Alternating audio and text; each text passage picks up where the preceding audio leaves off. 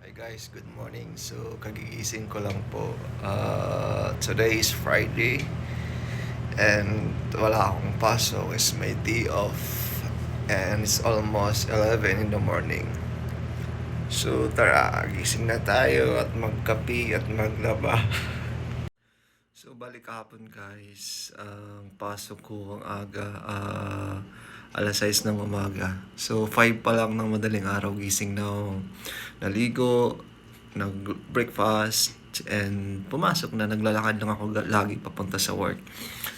So, ayun, after ng trabaho, nag-extend pa kami nun. So, ang init ng pag-uwi ko, medyo mainit siya. Naglakad din ako.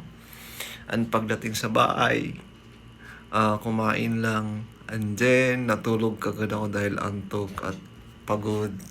So, yun, haba ng tulog ko. Nagising ako ng almost 12, I think, yeah. Ng madaling araw. Tapos, nakatulog na naman ako. Tapos, ayun, kagigising ko lang ulit ngayon, 11. So, dahil Friday, pag ang ginagawa ng isang OFW pag Friday, either maglalaba, matulog, buong maghapon. So, ngayon, maglalaba tayo. Painitin mo muna ang ating tiyan guys. So mag-coffee muna tayo bago maglaba. Yeah. So ito guys, lahat ng aking labahan puno siya. Isang 1 week po yan.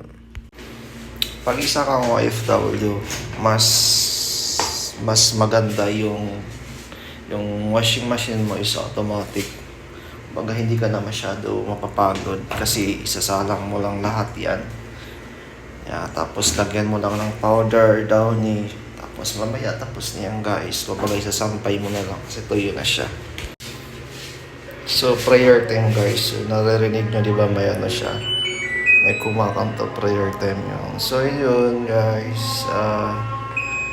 Kung gusto nyo lang madalian lang, 20 minutes yan. So doon tayo sa 52. Yeah, almost ano. Okay, start na natin.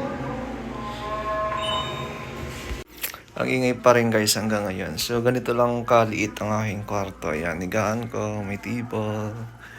Yan, ilaw lang. Pag natutulog ako, yan lang, may ilaw lang yan. Tapos yan, pintana lang, ang kortina, mirror. Lagayan ko ng damit. And may ref. Ganun lang. Yeah. Ganito yung mga kwarto dito sa Saudi Arabia. Although meron naman kaming sala, kaso mas prepare ko meron akong table dito sa kwarto ko para minsan gusto ko lang nakaupo, upo lang tayo, 'di ba? And yun, medyo pansin sa sahig, may mga puti-puti. 1 week bago maglinis. So para hindi na rin tayo mapagod maglinis, so mayroon tayong vacuum lang, di ba? Ang good advantage din to para sa isang OFW. So hindi na tayo masyado mahirapan. Meron tayong vacuum. So vacuum lang natin, di ba? Tapos na. Ganito lang guys. Yeah. Ganito lang.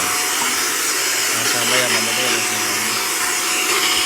Ito naman guys ang aming sala. Yan. Sawa yan. Kusina. Yan. So lagayan ko ng mga sapatos. Yan. Yan lang. Tapos dito ako lagi nagluluto. Dito kami nagmumukbang. Yan, dyan ako nagluluto lagi. Ay, grabe guys. Napagod ako maglaba. So, tapos na tayo guys. Naglaba. Naisampay ko na. And ngayon, movie marathon tayo.